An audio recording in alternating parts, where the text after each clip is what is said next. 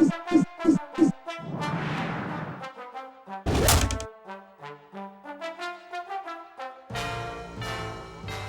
GoWipe episode. This episode has Babe Ruth as the attacker from Beer and Bacon, and he's going to be attacking Harry's Situation from Gimme the Loot. First thing you're looking for on a GoWipe is where the CC is and where the BK is.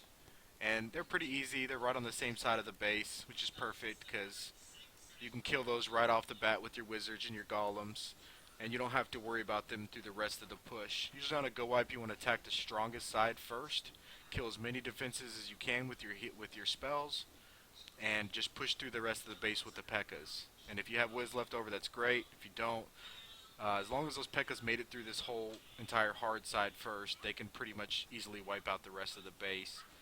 In a GoWipe, you always want to funnel your P.E.K.K.A.s straight to the middle.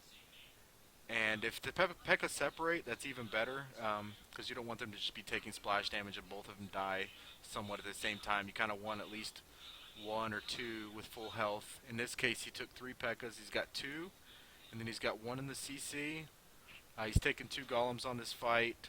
One rage, he's going to use that on the CC, and a poison, he's going to use that on the CC as well. And the heal spells are going to be used to push through the rest of the base. He's going to drop one heal spell right here and another heal spell right here. Let me clean that up a little bit. Alright, so in order to funnel your GoWipe to the center of the map, he starts looking around the base for undefended buildings. He sees that if he puts a wizard right here, a wizard right here, wizard down here, and another wizard right here, that he can take out all these buildings right here. And now, when he drops his wizards and his P.E.K.K.A.s right here, they're all going to go to the middle. They're not going to go and start walking off to the side. You do not want your P.E.K.K.A.s to walk in a GoWipe.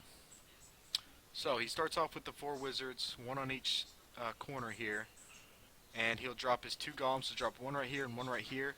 As you notice, there's not a defense right here for his golem to head to. So this golem ended up walking over here next to the other golem, which you really don't want in a GoWipe. You want your golems kind of spread out so that they tank for your wizards. Your wizards are your clear troop, and they clear the way for your P.E.K.K.A.s. And if your golems are all stuck together, usually the wizards will get picked off by like archer towers or whatever. So what he was trying to do is drop a golem here and throw a wall breaker right here to try to break open that wall. Get one golem over here and one golem over there. It did end up working out, but it didn't really matter. It didn't really cause any issues for him, because what he did was he held his wall breakers back. He threw a couple of them to break through this first wall. He started the engage with the CC. He dropped his golems. They go in. They pull the CC out. The CC gets poisoned, and they also get raged. And he drops these wall breakers through the rage. They kill this first wall, and then as his golems get really close up, right about here, they start taking all this damage from all these defenses up here, and he drops a couple more wall breakers after they've already taken all the golems are taking all the distraction, and these wall breakers hit this wall right here. So it ended up being perfect. Both of his golems go straight to the middle. They're able to tank all this damage. He didn't have to have his golem heading off this direction. He just took that golem straight up the middle. Ended up working out great. So once his wizards cleared the way, wizards cleared all this up. Those side wizards cleared all this up. The side wizards from the beginning cleared all this up. So as soon as his wizards and his golems get right about here, he starts sending in all three of his P.E.K.K.A.s and his royalty at full health. So his BK will go in and his three P.E.K.K.A.s straight up to the middle of full health, which is exactly what you want. The wizards are clearing the way. They're not getting hit. Once the wizards get up here, I believe there's a big bomb right here. Luckily, it only takes out about 3 of his wizards, and he's still got plenty. He's taking 19 with him on this trip. So once they get up to right about here, the wizards start taking damage, so he drops a heal spell to heal them. He's got wizards coming up the side. He's also got wizards coming up the side with his BK right here taking out this cannon. So this whole side's getting mopped up, this whole side. He's got a lot of his wizards in here. He heals them through it. Towards the end, he's taking out this whole entire compartment, all these side areas right here. They're all taken out. And he's got a last patch of wizards up here that are getting shot at. He drops another heal spell. They live through it. They kill off all this rest of this compartment right here. And the only thing really left is this cannon that's way off to the side, which was no big deal. I think like the wizards or the P.E.K.K.A.s came in and destroyed that thing. Just a real quick note on these bases: when you're going at it with a P.E.K.K.A, a GoWipe, if you can get into this middle of this base right here, you can kill off every single one of their defenses and just heal your troops through it in the middle. This goes for Town Hall 9 as well. If you're attacking a Town Hall 9 base with these ring bases, as long as you get to the middle with maybe like a jump spell, or like he used this series of wall breakers to get through, as long as you get to this middle area, your wizards can destroy everything and anything. Especially if you have an archer queen, she'll kill everything around this circle, and you're only left with this cannon and this cannon to deal with. You can heal through everything in the middle, and you can even drop a rage if you want to. If you're Town Hall 9 and you have enough to bring 2 rages, it's perfect. Anyways, let's get with the attack and see how he does.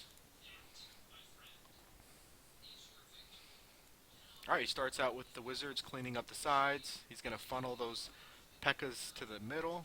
Great job, great planning. That wizard's going to die, but he did his job. This other wizard's going to clear the way, drops the golems. CC's out, he's going to drop the poison on the CC. He rages them, he's going to drop the poison afterwards. The wizard's going to come up and clean up the CC. The BK is going to jump over the wall, and the wizards immediately move forward on him and destroy him in a couple of seconds. Not even a second. He's dropping more wizards. Now he's free to drop his P.E.K.K.As because the whole outside of the the war base is clear. The P.E.K.K.As go straight to the middle. You see his wizards are cleaning up the sides as well. He drops his heal spell. And see, everything's just getting wiped out in an even fashion. Everything's getting destroyed evenly, straightforward, and that's what you want. You want those P.E.K.K.As and those wizards going into these defenses at the end. You don't want to get them walking around the edge and then getting sniped while they walk around the edge. It's not good. So this is a perfectly planned attack. Look how many whiz he has right there, just destroying that archer tower. Alright, and like I said before, there's the one leftover cannon, and it has no chance. This base is totally overrun. Total overkill. He has like 10 wizards left and one P.E.K.K.A, one maxed out P.E.K.K.A,